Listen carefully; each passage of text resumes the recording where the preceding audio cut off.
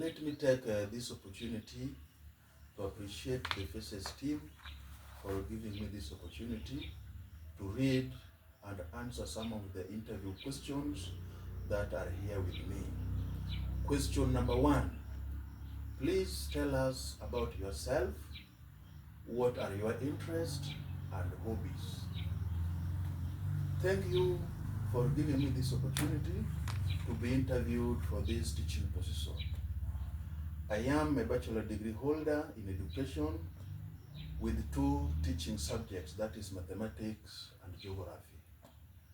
I am a hardworking, industrious, flexible, collaborator, and excellent team worker who prioritize tasks to ensure goals and objectives of an institution are achieved. I have a vast experience in teaching mathematics and experience of handling challenges that are there in teaching of mathematics. I have achieved a lot in this subject. For example, in my school, I've taught students who have done well in mathematics, especially in NDI exam. If you hire me today, I will work outside my job description to ensure that all is well. I have a lot of interest in mathematics, and my hobby number 1 is model building and reading.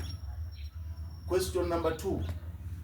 What motivated you to become a teacher for mathematics, for the subject for which you are applying? The subject I am applying for is mathematics. What motivated me most is the passion for numbers and the calculations that are involved in mathematics.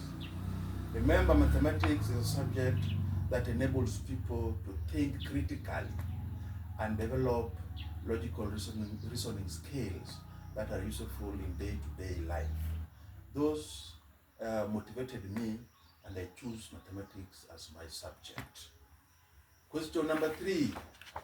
Tell us about your involvement in extracurricular activities that you could coach or supervise. The co-curricular activity that I can teach or coach, number 1 is the mathematics club, which is very, very useful in a learning institution.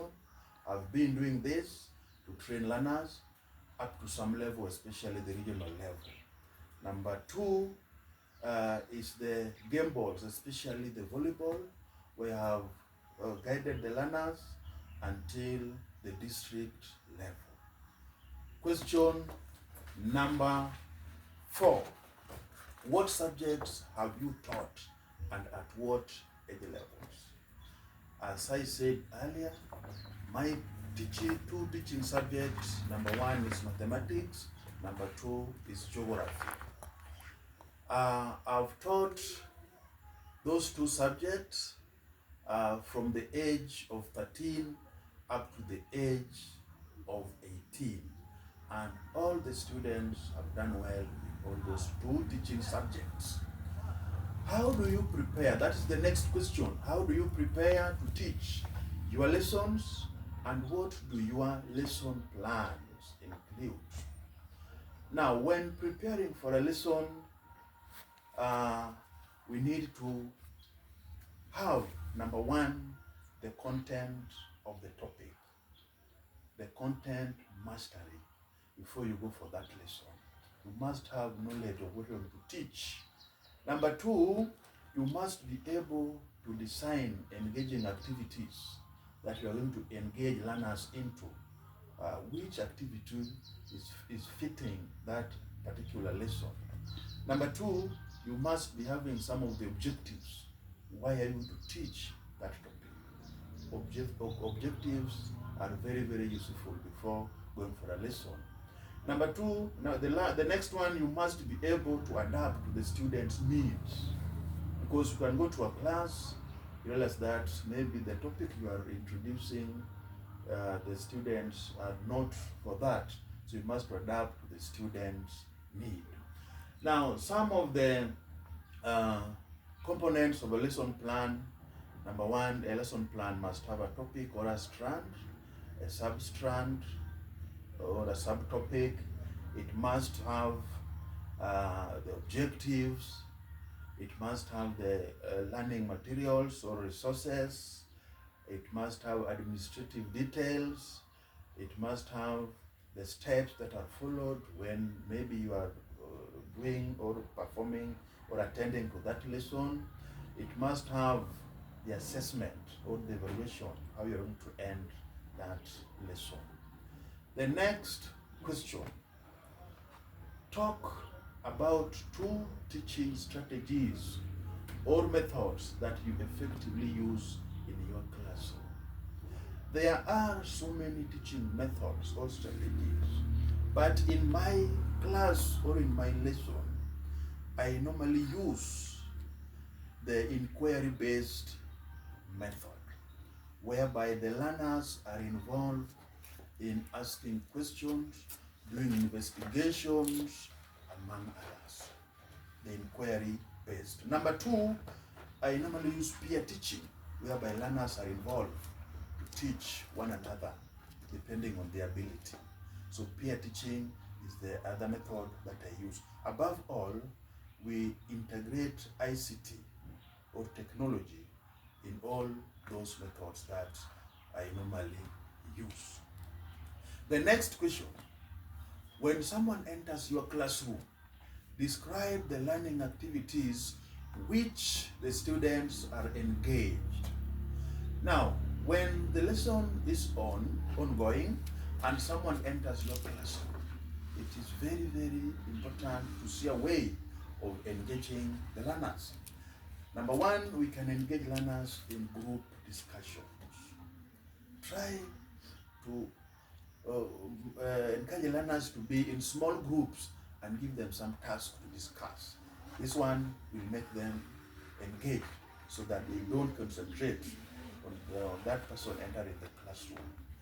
You can engage learners by giving them some individualized assessment, give them some work to do as an individual.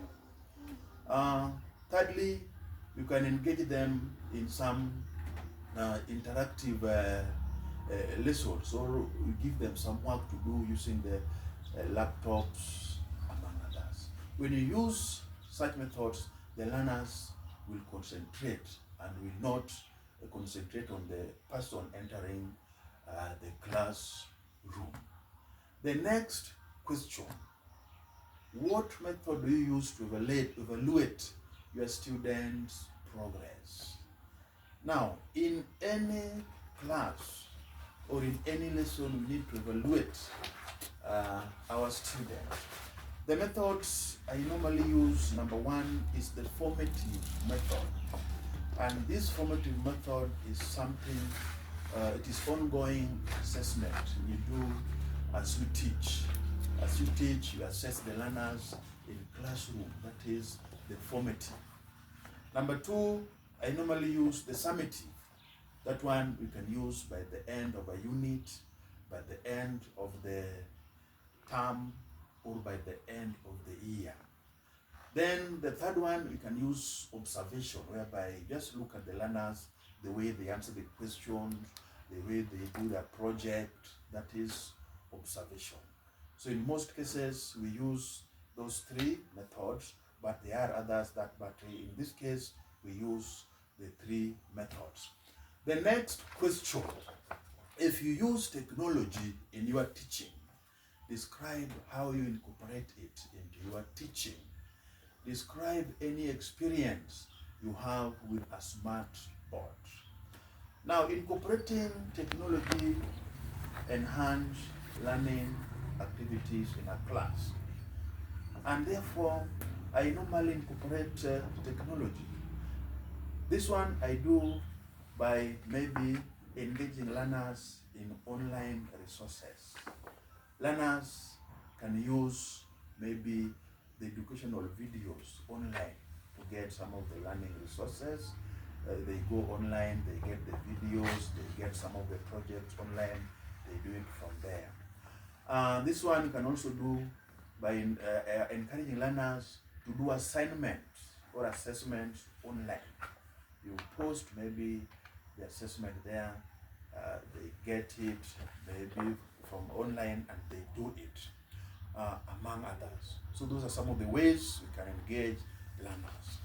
The next question: if you have students who are noisy or non-attentive, share ways you regain their attention without interrupting the lesson. It is normal in any class, there are those who are not attentive. How do we regain their attention? Number one, before you start a lesson in a class, spell out the clear expectation, what you want from them. Tell them what you want, and in the process, as you continue teaching, keep on reminding them on what you want, the expectation. Number two, you can have a walk break or a movement break, whereby you teach, sometimes you tell them to stretch up, you breathe in, among others, so that they regain their attention. The next question is, now before I move to the next question, describe the most difficult problem you have had to deal with as a teacher, and how did you resolve this problem?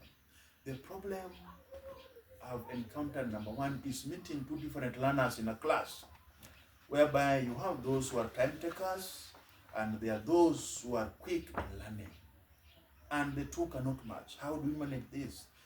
With the time takers, you need to take time with them. You deal with them individually. Get out the problem. Number two, you can organize for some small groups depending on their abilities, so that they can be helped, so that they know what is taking place. The next question: give an example to show that you are a flexible person and that you can make changes to your teaching and methods. Now, under these changes, there was a lesson that I was to attend, but the topic was geometry. I was to use the traditional worksheets when I entered the class and asked the learners to start. The learners were not attentive. I quickly changed to some interactive methods, and I realized that learners were able to identify the angles, the triangles, among others. They were able to do that one. Then the last question, the last question, question number 12. No, that is the last question. That give us an example, show that you are a flexible person and that you can make changes to your teaching and methods. Thank you, and that marks the end of the questions and answers that I have.